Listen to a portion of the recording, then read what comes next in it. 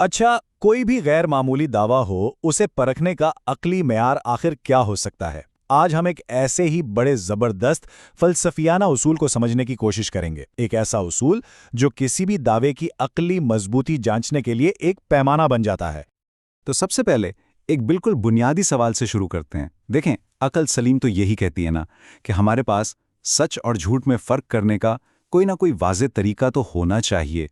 अगर ऐसा कोई तरीका ही ना हो तो फिर किसी भी बात पर यकीन करने का अक्ली जवाज़ क्या बचता है?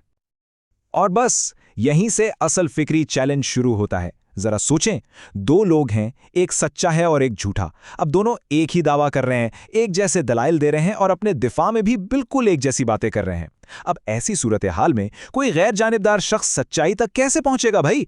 यही वो मरकजी सवाल है जिसे आज हम हल करने की कोशिश कर रहे हैं।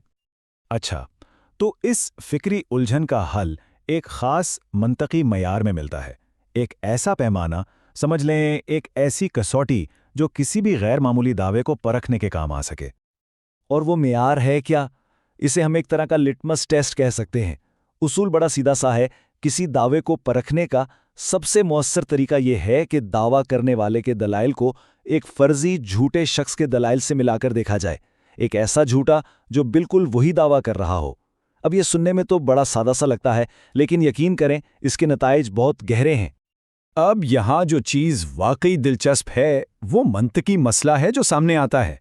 सोचें, अगर एक सच्चा दावा करने वाला और एक झूठा शख्स दोनों अपने दिफा में एक ही जैसे बहाने, एक ही जैसी दलीलें इस्तेमाल कर सकते हैं, तो फिर अक्ली बुनियादों पर इनमें फ़र्क कैसे किया जाएगा? अगर दोनों के दिफाई दलाइल में कोई फ़र्क ही ना हो तो फिर तो दावे की तस्दीक का अक्ली रास्ता ही बंद हो गया ना। वैसे ये उसूल कोई आज की बात नहीं है। इसकी जड़ें फ़लसफ़े की एक बहुत पुरानी रिवायत में मिलती हैं। चलें देखते हैं कि तारीख़ के बड़े बड़े फ़लसफ़ी इस मसले को कैसे देखते थे। मिसाल के तौर पर 18वीं सदी के मशहूर फ़लसफ़ी डेविड ह्यूम ने मौजज़ात के बारे में बिल्कुल यही उसूल पेश किया था। उनका कहना था कि भाई, किसी मौजज़े को साबित करने के लिए जो गवाही है ना, वो इतनी ज़्यादा गैर मामूली होनी चाहिए कि उस गवाही का झूठा होना खुद उस मौजज़े के होने से भी बड़ा मौजज़ा लगे।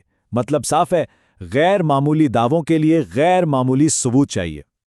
जदीद फ़लसफ़े में इसी उसूल को आउटसाइडर टेस्ट भी कहते हैं। इसका मतलब सीधा सा है कि इंसान अपने अकीदों को परखने के लिए भी वही तनकीदी पैमाना इस्तेमाल करे जो वो दूसरों के अकीदों के लिए करता है। असल बात यह है कि दलील की ताकत उसकी गैर जानिबदारी में ही होती है। तो अब देखते हैं कि ये माखज़ इस फ़लसफ़ियाना फ्रेमवर्क को पहली मिसाल पर कैसे लागू करता है, और वो मिसाल है मौजज़ों के मुतालबे से मुताल्लिक।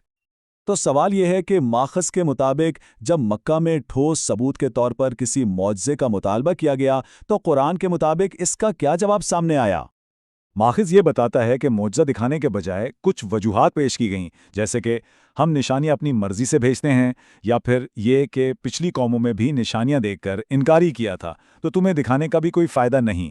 तो मतलब ये निकला कि निशानी दिखाना ज़रूरी नहीं समझा गया। अब यहाँ माखज़ का जो मरकज़ी नुक्ता है वो ये है कि ज़रा सोचें, एक ऐसा शख्स जो झूठा दावा कर रहा हो और मौजज़ा दिखा ही नहीं सकता, वो भी तो अपने दिफा में बिल्कुल यही दलीलें देगा ना।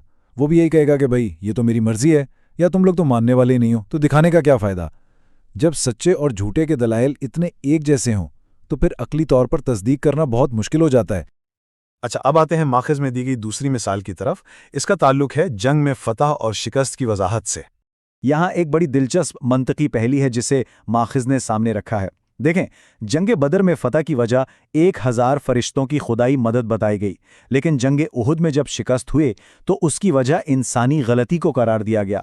तो माखज़ यहाँ ये मंतकी सवाल उठाता है कि भाई, अगर फैसला कुन चीज़ खुदाई मदद थी तो वो उहुद में क्यों काम न आई? और अगर शिकस्त की वजह इंसानी अमल था तो फिर बदर की फ़तह को भी तो इंसानी हिकमत अमली का नतीजा माना जा सकता है ना।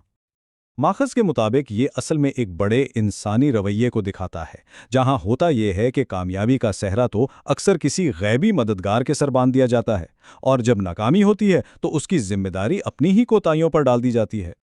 तो इन मिसालों की रोशनी में माखज़ एक बहुत अहम मंतकी नतीजे पर पहुंचता है। ये नतीजा हमें दावों की नौइयत और अक्ल के किरदार के बारे में एक गहरी समझ देता है।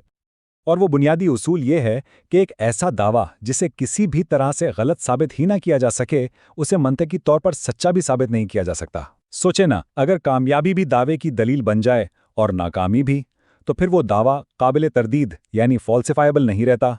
और जो चीज़ नाकाबिले तर्दीद हो वो काबिल तस्दीक यानी वेरीफाइबल भी नहीं होती। तो चलें इस पूरे तज्जियाती अमल को समेटते हैं। पहला कदम, एक गैर मामूली दावा किया जाता है। दूसरा कदम, उसके दिफा में जो दलीलें दी जाती हैं वो बिल्कुल वैसी ही हैं जो कोई झूठा शख्स भी दे सकता है। तीसरा कदम, इस वजह से वो दावा नाकाबिले तरदीद हो जाता है। और चौथा और आखिरी कदम, नतीजा ये निकलता है कि इस दावे की अक्ली बुनियादों पर तस्दीक मुमकिन ही नहीं रहती। और आखिर में एक सवाल पर बात खत्म करते हैं।